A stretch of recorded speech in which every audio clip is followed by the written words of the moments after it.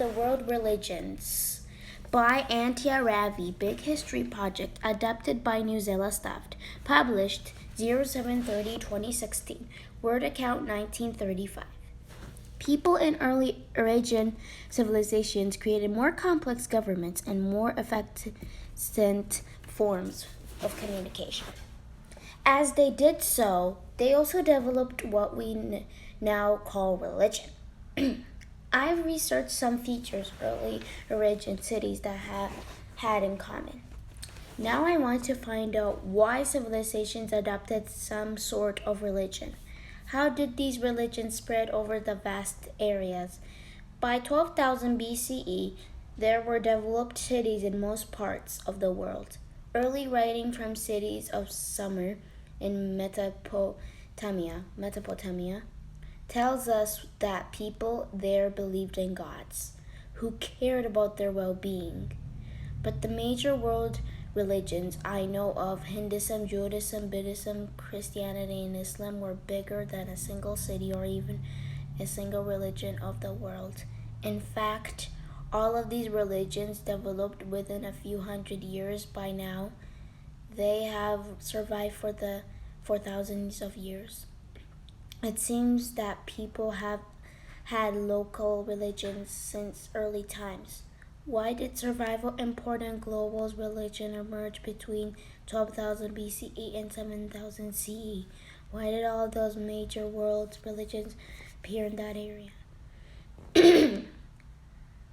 Why religions became global? About 100 BCE, the populations in Afro-Eurasia was over 1 million more people were trading and exchanging culture on this large continent, which allowed religious ideas to be shared more easily. Now people were interacting with strangers far, far from their homes. The new religious system gave a people a common foundation, which made it easier to share ideas and do business together. Sharing a religion gave strangers a common culture and a common morals. These bonds allowed them to trust people they did not know. The historians J.R. and William McNeill call this the development of portable congregational religions. They saw them as the portable because they are not tied to one place, and congregational because they bring people together. These religions have some features of founding man who receives the word of God, a key text or texts that define man's relationship with God, recommended ways to living and worshiping. People come together regularly to have God's word explained to them. A path to changing oneself, the saving of one's soul, or eternal salvation. In the human web, a bird's eye view of the world's history, the McNeils try to explain why religion took hold during this time period. City dwellers, partly the poor, found religion's life served the same purpose as village life had. Religion brought the guidance, shared faith, and mutual support among believers. Religion could give meaning and value to ordinary lives despite daily contact with uncaring strangers. The religions group turned and helped to stabilize cities' life. Life in a city always unequal and incur, but religion made it all tolerable. They are saying that religion provides structure and meaning for large groups of people. In the past, tight-knit village communities provided this, religions especially. Once they were shared by the large groups of people, actually provided a feeling of belonging, safety, and stability in cities. These religions were accepted by the thousands of followers. They applied to many different people from all social classes, whether rich or poor, and people doing all types of jobs. That is one reason why these religions spread along trade routes. The earlier local religions did not spread this way. Many people were drawn to these early religions. Still, they are not all the same. Each faith has its own answer to the questions about humanity. Each one has its own practice and traditions. All faiths offer eternal salvation in one form or another. This means your soul is saved forever. Actually, the Confucianism does not offer this, but some scholars call it an ethical system.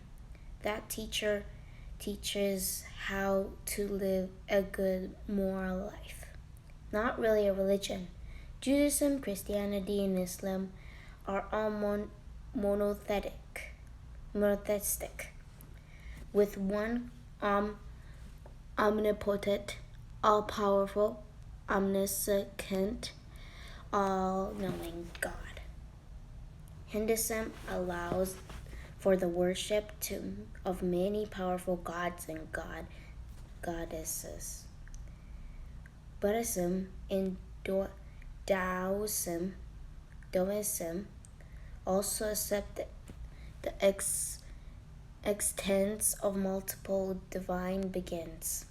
All of these religions teach that human relations should be guided by kindness, selfishness, and decency. Confucianism, in particular, emphasizes moral behavior, good government, and social responsibility. A closer look at Hinduism and Buddhism. How did each belief system define relationships with God, with society, and with other humans? First, let's take a look at Hinduism. I learned that Hinduism is often called the oldest religion because the Hinduism is no single founder, and Hinduism's main ideas appear in many different texts written over time, starting around 4,000 years ago. Hinduism was developed by a group of living in the Indus Valley who lived under a very strict social system. The social structure was called the caste system. The caste system spread people into different classes. People were born in a caste. Michel Ferrer sums up the beginning of Hinduism in the budding of Buddhism. The untouchables, the lowest membership of society, dealt with humans' waste and the dead. This group did the jobs no one else wanted to do. They were seen as impure, and not even with the caste system. The Sudras served jobs. The Vaya were headers, farmers, Astatians, and merchants. The Christians, the Castrians, the second highest caste, were warriors and rulers. At the top, the Brahmins, priestess, socialer, and teachers, because priestesses were part of his castle. The early religion known as Brahmanism evolved into the larger Hindu tradition. The Hindus worship many gods. They believed that people had many lives reincarnation. They also believed in karma. The idea was in your actions in this life will influence your next life. In Hinduism, reincarnations create a cycle of birth, life, death, and rebirth. The cycle ends only when a person realizes that his or her soul and God's soul are one. To help achieve this goal, Hindus had survival spiritual practices. Some of them, like meditation, and yoga are practiced in the Western world today. Hindus also believed in the Purusharthas, 4 goals of life. These goals motivated people in their lives. Dharma, living ever 2 years. Moral life karma, achieving wealth and success lawfully. Moksha, relies from reincarnation. I can see that religion came from a sociality, which strict holds in Hinduism is based on karma. Your actions determine your future lives. I wonder, could the untouchable come back in a higher castle if they lived a moral life? Remember what MC Niels said about religion and giving meaning to unspilled daily life. Hinduism seems to fit in the description perfectly. It is also an elective system for keeping sociality ordered and keeping control from the population. Karma can give people hope. You can have a better life now. Next time, if you live well this time, why worry about how terrible your life is now?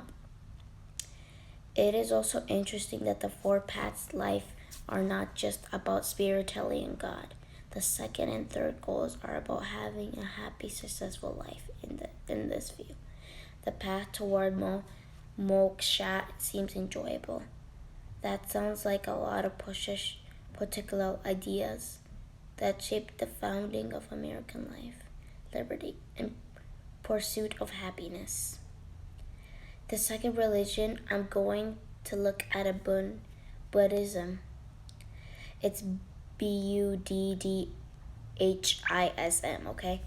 It evolved from Hinduism and accent Indian social structure.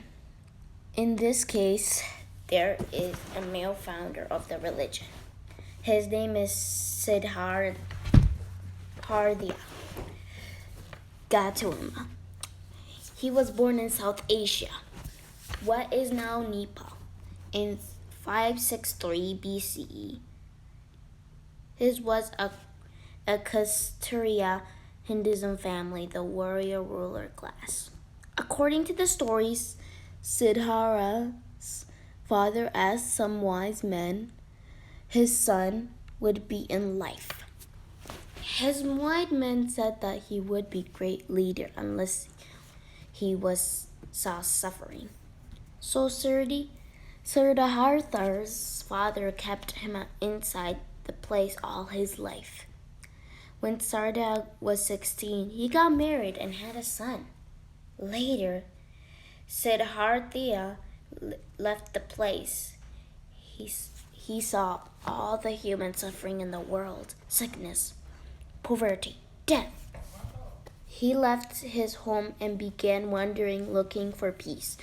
Siddhartha spent 6 years wandering around South Asia, trying to find ways to ease the suffering of the world.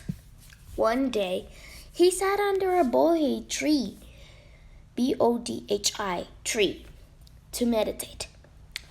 While he was meditating, he became enlightened or saw the truth. This is how he earned the name Buddha. Buddhi. I would just say Buddha. The Bodhi, the Sattva, or the intended one. After this enlightenment, he began to share what had been revealed to him under the Bodhi tree. These teachings include the 4 Noble Truths and 8-fold paths. I learned that the whole purpose of ending suffering, dukkha, in the world achieved the goal in nirvana. For the 4 Noble Truths. Life is filled with dukkha. The causes of suffering are a person's material desire to want what you do not have. In order to stop suffering, you must get rid of the desire and greed. If you follow the eighth path, you can eliminate material desires and end your suffering. The eightfold paths. Right view. Understand that there is suffering in the world and four noble truths that can break up the pattern of suffering.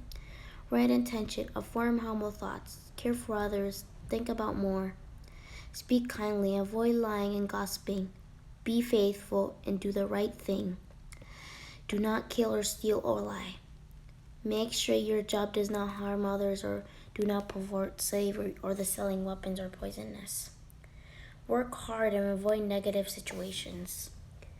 Exercise control over your mind and increase your wisdom. Become more peaceful, particularly through medication. What a story. This young man came from the upper of society. So Society. He gave up his rich life when he saw the suffering in the world. The 8 tenets or principles Buddhism explained how people should treat others and how to develop self-discipline. Each is a simple statement how to ease suffering life. They are simple rules that are present in all of the other religion as well. Be kind to each other. Do not gossip. Do not kill or steal. Be loyal. Make good choices. Learn a lot. Try to be calm. I learned that to reveal these ideas of the Buddha, stop worshiping Hindu gods and stop believing that one case better than the other. Still, Buddhism stayed similar to Hinduism in some ways, but it's believed that following these steps leads toward the nirvana eventually. The goal is to stop cycle or reincarnation. So what do I have learned about the development of early religions from studying Hinduism and Buddhism? In both cases, religion developed a system that humans already used to relate to one or another. In this case, it was the caste system. The ideas in each religion provide structure and guidance on how people should live together and how to live their best lives. Both provided a pathway documents text on how this slavation in Buddhism and Hinduism that means ending the cycle of death and rebirth.